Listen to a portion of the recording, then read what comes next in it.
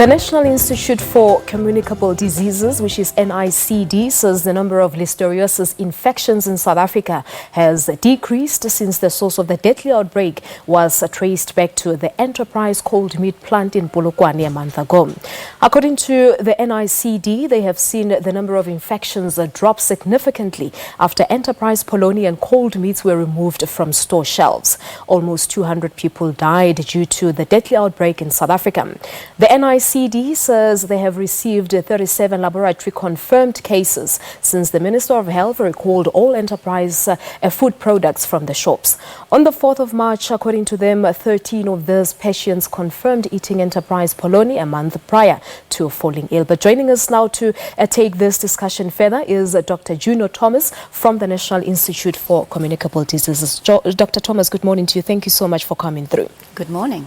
Now, what's the current state of affairs, post the removal of these products from the shelves? Are we seeing a decline in terms of numbers or the cases reported? Absolutely. So since the 4th of March, there have been 37 new cases in total for the country. And at the height of the outbreak, we were seeing 40 cases per week. So there's definitely been a dramatic decline. Yeah. Now, we will still expect to see cases for the next few weeks because of the long incubation period of listeriosis. And this means the time that it takes for sickness to develop after eating the contaminated food. And this can be up to 70 days.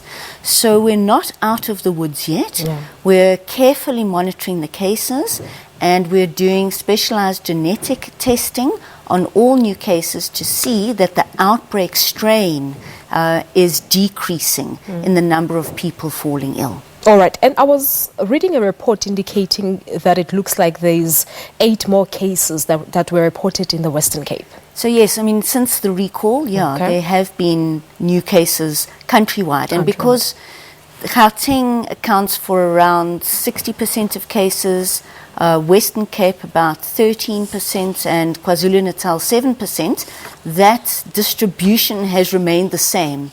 Even though, we've had fewer cases, it's still those 3 provinces that we're seeing most cases from. But I think one worrying effect here is that the NICD also released part of its latest results of samples that were taken from the Enterprise food plant, showing that it looks like Listeriosis is still prevalent in that particular plant. So food samples were taken from products, ready-to-eat processed meat products that were being sold at the Enterprise Germiston production facilities factory shop. And products that were taken there included some that were manufactured in Polokwane but sold in Germiston, and some that were manufactured at Germiston and also sold in the factory shop. And we found Listeria, the outbreak strain, within the products, some of which were produced at the Polokwane facility and some at the Germiston facility. So this is really further confirmation that the Polokwane facility was the source of the outbreak, and we have now definitively confirmed that those products are contaminated. But what is happening now? Are there still tests perhaps ongoing on food and food production environments? So the Department of Health and Department of Agriculture, Forestry and Fisheries are embarking on a systematic sampling program where all ready-to-eat processed meat manufacturers are going to be inspected and targeted samples taken of their production facilities as well as of their products. And this is just to ensure the status of ready-to-eat processed meats in the country. Are they safe from Listeria?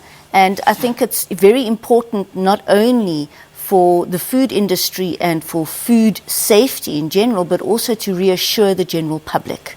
Ready-to-eat processed meats are a very important source of protein for many people across the country.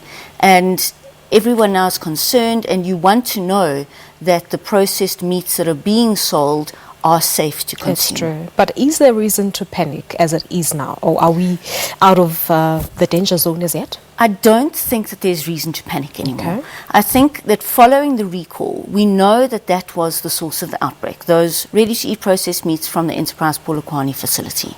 So we've seen a reduction in cases, but it's not only that, it's also that the food producers themselves, obviously, this was such a major shock and a wake-up call that many have been accelerating their own testing and making sure that their own food production environments are safe and clean.